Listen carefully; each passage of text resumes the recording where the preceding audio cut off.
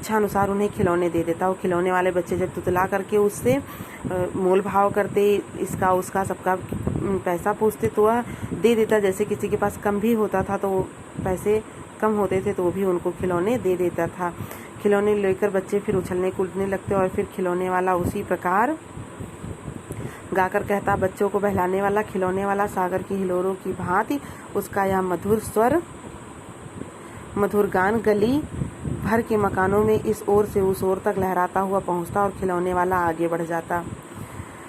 राज विजय बहादुर के बच्चे भी एक दिन खिलौने लेकर घर आए। वह 2 बच्चे थे, चुन्नू और मुन्नू। चुन्नू जब खिलौना ले आया तो बोला, मेला घोड़ा कैछा छुंदल है। तुतलाते हुए बच्चा बोला, मेरा घोड़ा कैसा सुंदर है। मुन्नू छोटा भाई है उसका, वो देखो मेला आती कैसा छुंदल है। वो छोटा भाई भी हाथी लेकर के आया, वो भी तुतला करके कहता है। दोनों अपने हाथी घोड़ी लेकर घर भर में उछलने और कूदने लगते हैं।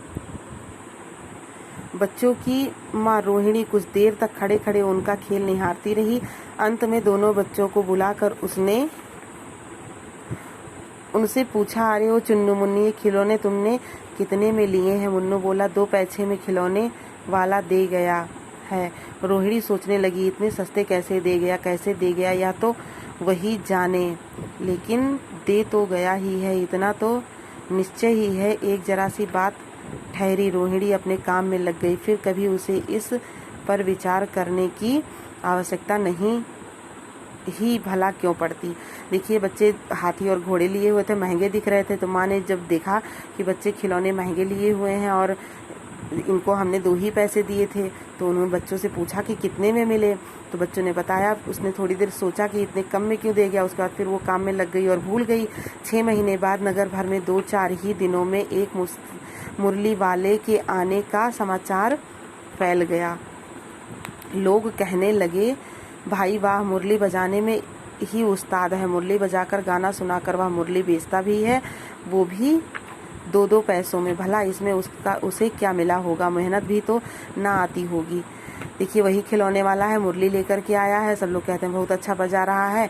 जब किसी ने मोल भाव किया तो 2-2 पैसे में पता चला। सब लोग सोचने लग जाते हैं कि 2-2 पैसे में इसको क्या फ़ायदा होता होगा, इसकी मेहनत भर का भी नहीं मिलता होगा। एक व्यक्ति ने पूछ लिया, कैसे है मुरली वाला, मैंने तो नहीं देखा।